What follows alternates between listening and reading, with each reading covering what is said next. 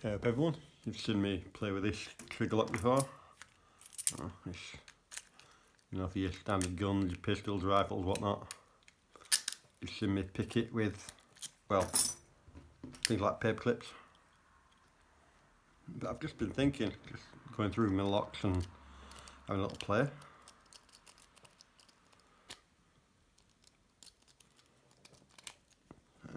Open. What if I don't have picks? What if I don't have paper clips? What if I don't have tools?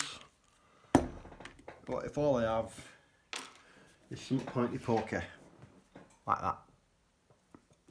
Could I still open it? Make sure it's locked. There's the key. Right, so, locked. So what I'm going to try and do is come at the side just there, the little actuator, spring-loaded actuator, and if I'm right,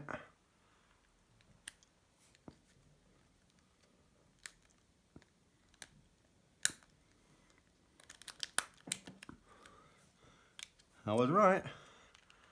Just catch that little actuator there, and push it to the side and yield. So essentially what I was doing is just pushing this little thing out of the way, which stops that thing ratcheting down.